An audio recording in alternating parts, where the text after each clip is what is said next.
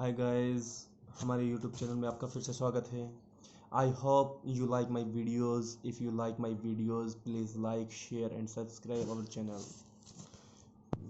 प्यारे बच्चों, अगर हमारी वीडियो के अंदर आपको हमारी वीडियो पसंद आती है तो आप हमारी वीडियो को लाइक करें, शेयर करें और चैनल को सब्सक्राइब करें और साथ के साथ बेल आइकन को दबा दें।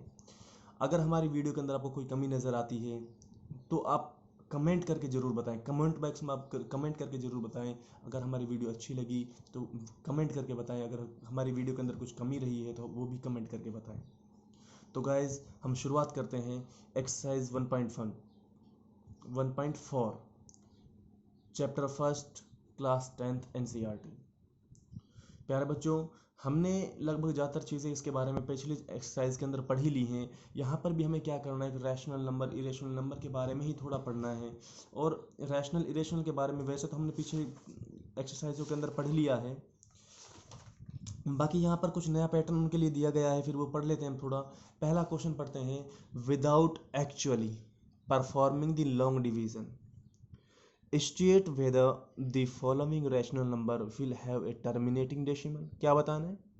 टर्मिनेटिंग डेसिमल एक्सपेंशन और non terminating repeating decimal expansion without actually performing the long division. कि लॉन्ग डिवीजन को करे बगैर, लंबी भाग करे बगैर, हमें डिवीजन नहीं करके देखना, भाग करके नहीं देखना, बिना भाग के ये बताना है इनको देखकर कि इनका जो रैशनल नंबर को जो वो डेसिमल एक्सपेंशन होगा वो कैसा होगा, टर्मिनेटिंग होगा या नॉन टर्मिनेटिंग होगा, शांत होगा या अशांत होगा। तो गाइज, इस तरीके के क्वेश्चन अगर हमारे पास बनते हैं तो इन क्वेश्चनों के अंदर हमें ज़्यादा कुछ करके नहीं देखना होता है। सिर्फ क्या करना होता है, हमें क्या करना है कि हमारे पास कोई भी फ्रैक्शन हो तो फ्रैक्शन के ऊपर आपको पता है एक न्यूमरेटर होता है, एक डिनोमिनेटर होता है। तो हमें क्या करना है कि जो हमारा डिनोमिनेटर होगा, डिनोमिनेटर कौन सा, जो नीचे वाली संख्या है, उस नीचे वाली संख्या के फ्रैक्शन करके देख लो। क्या करके देख लो? फ्रैक्शन करके देख लो। अगर उसके फ्रैक्शन में, अगर उसके फ्रैक्शन में आपको फॉर्म मिलती है 2n, सॉरी n, 2 की पावर n इंटू में 5 की पावर m, यानी या तो दो दो के ही दो दो के मिल जाए फ्रैक्शन में, या पांच पांच के ही पांच पांच के मिल जाए फ्रैक्शन में, तो हम उसको टर्मिनेटिंग बोलेंगे। वरना अगर इनके अलावा कोई एक संख्या भी दूसरी आ गई, दो के या पांच के अलावा, या तो दो दो के दो दो के मिल जाएं, पांच पांच के पांच पांच के मिल जाएं, या दो के और पांच के मिल जाएं, तो टर्मिनेटिंग बोलेंगे। अगर इनके अलावा कोई एक भी संख्या दूसरी मिल गई तो आप उसको टर्मिनेटिंग नहीं बल्कि नॉन टर्मिनेटिंग बोलोगे। यानी इनके अलावा हमारे डिनोमिनेटर के फ्रैक्शन फैक्टर में कोई भी एक संख्या नहीं आनी चाहिए। समझ में आएगा इस? तो हम चेक करते हैं पहले क्वेश्चन को। मैं ज़्यादा पूरे क्वेश्चन नहीं करवाऊंगा आपको, बाकी सारे क्वेश्चन आप करके देख लेना। मैं एक दो क्वेश्चन ही करवाऊंगा आपको। देखते हैं, पहला क्वेश्चन हमारा 13/3125। तो हमने क्या कहा, डिनोमिनेटर के फैक्टर करने हैं। डिनोमिनेटर के हमने फैक्टर किए, 5 इंटू 5 इंटू 5 इंटू 5 आ गया, यानी 5 की पावर 5 आया। यानी क्या फॉर्म है, क्या शक्ल है, 5 की पावर m, यही शक्ल है। मैंने बताया था अगर या तो दो दो के मिल जाए, या दो की पावर मिल जाए, या पाँच की पावर मिल जाए, या दो और पाँच की दोनों की पावर मिल जाए, तो हम उसको टर्मिनेटिंग बोलेंगे, वरना नॉन टर्मिनेटिंग। तो क्या फॉर्म मिली, 5 की पावर 5 यानी 5n मिल गया। 5n मिल गया तो क्या रहेगा, this is terminating because the denominator has only 5n। ये टर्मिनेटिंग होगा क्योंकि डिनोमिनेटर की जो फॉर्म है, जो शक्ल है, वो कैसी है, 5 की पावर n की है। कैसी है, 5 की पावर n या 5 की पावर m, कुछ भी लगा लो। ठीक है गाइज, अगला क्वेश्चन देखते हैं गाइज। अगला है हमारे पास 17/8। 17/8 है तो 17/8 8 का हमने नीचे डिनोमिनेटर है, डिनोमिनेटर का फ्रैक्शन वो फैक्टर किया, 2 इंटू 2 इंटू 2 आया, यानी 2 की पावर 3 हो गई। तो देखा गाइज क्या कौन सी फॉर्म मिली, 2 की पावर n, कौन सी मिली, 2 की पावर n। अगर 2 की पावर n भी है तो हम क्या कहेंगे, उसको टर्मिनेटिंग बोलेंगे। This is terminating because the denominator has 2n, क्योंकि डिनोमिनेटर की फॉर्म कैसी है, 2n की फॉर्म में है, तो टर्मिनेटिंग होगा। आगे देखते हैं गाइज हम। अगला क्वेश्चन है हमारे पास 23/2 पावर 3 इंटू 5 पावर 2। तो डिनोमिनेटर है जो पहले से ऑलरेडी इन्होंने फैक्टर करके देख रखा है, उसका फैक्टर कैसी है, फैक्टर उसका है 2n और 5n, यही फॉर्म है दोनों, 2 और 5 की पावर है, तो ये है, तो इसको हम क्या बोलेंगे, डिनोमिनेटर बोलेंगे। अब गाइज अगले क्वेश्चनों को आप खुद करके देखें। अब उनके अंदर क्या है कि अगर आपको एक भी संख्या कोई दूसरी मिलती है यानी इन 2 और 5 के अलावा कोई दूसरी संख्या मिलती है तो वो नॉन टर्मिनेटिंग कहलाएगा सीधे, और कुछ ज़्यादा नहीं करना इसके अंदर बस। ठीक है, इसमें से एक नंबर के क्वेश्चन पूछ लिए जाते हैं गाइस, थोड़ा ध्यान से करें, ऑप्शन टाइप क्वेश्चन इनमें से आते हैं, इसलिए बहुत ध्यान से करना है इनको। ठीक है गाइस, तो अगला क्वेश्चन देखते हैं guys. Write down the decimal expansion of the following terminating rational number. क्या करना है, ऊपर वाले पहले वाले क्वेश्चन के अंदर जो जो टर्मिनेटिंग थे ये कह रहा है कि उनका डेसिमल एक्सपेंशन लिखो। क्या कह रहा है, उनका डेसिमल एक्सपेंशन लिखो। तो गाइस उनके अंदर हमें क्या करना है, लॉन्ग डिवीजन नहीं करेंगे, बिना लॉन्ग डिवीजन के कोई ऐसा तरीका देखेंगे कि जिससे हमारे जो है हमारी इसके आराम से हम पॉइंटों में इसको बदल दें। पहले हमने पॉइंटों में डिवीजन से तो हमने पहले करके देख लिया, लेकिन गाइस हम यहाँ पर एक नया तरीका सीखने वाले हैं। नया तरीका क्या है, वही है कि आपको नीचे वाली जो संख्या जो डिनोमिनेटर है उस डिनोमिनेटर के फैक्टर करने हैं। फैक्टर किए, कितना हो गया, 5 की पावर 5 हो गया।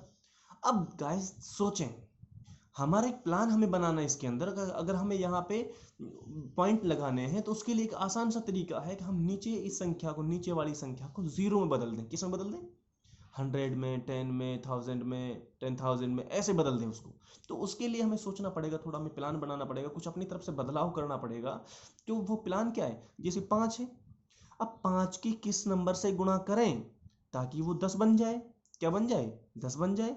तो 5 की गुणा अगर हम करते हैं 2 से, किससे, 2 से, तो 5 दूनी 10 होता है, और पावर उनकी सेम रहेंगी। क्या रहेंगी, अब नीचे जब गुणा करी है इससे तो ऊपर भी गुणा करनी पड़ेगी ना।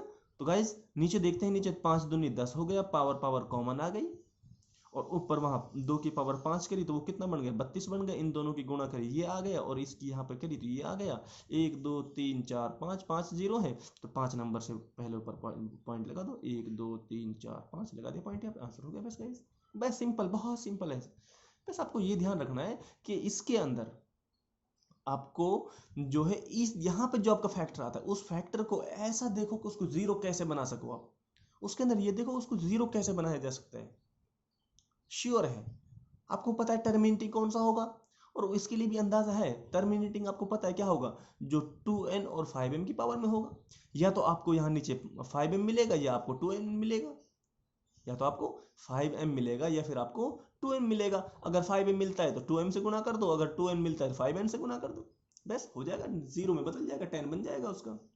इतना सा करना है, सिर्फ सिंपल ध्यान देना है। अगला क्वेश्चन देखते हैं गाइस। यहाँ पे 17/8 है, तो नीचे वाले के क्या करेंगे, फैक्टर करें हमने, 2 की पावर 3 हो गई। अब देखना इस दो को 10 बनाने के लिए क्या करना है, कितने से गुणा करें, 2 पंजे 10 होता है, 5 से गुणा करें। अब जितनी पावर यहाँ पे है उतनी पावर यहाँ पे लगाएंगे, तो इससे गुणा करने पर ही 10 बन जाएगा, क्लियर बन जाएगा ना। तो जिससे यहाँ गुणा करें उससे ऊपर भी करना पड़ेगा। 17 गुणा 5 की पावर 3 125 हो गया। अब 5 दूनी 10 हो गए, 3 पावर कॉमन आ गई, 10 को यहाँ हजार बना दिया, और 1 2 3 नंबर पहले ऊपर पॉइंट लगा दिया, हो गया सिंपल।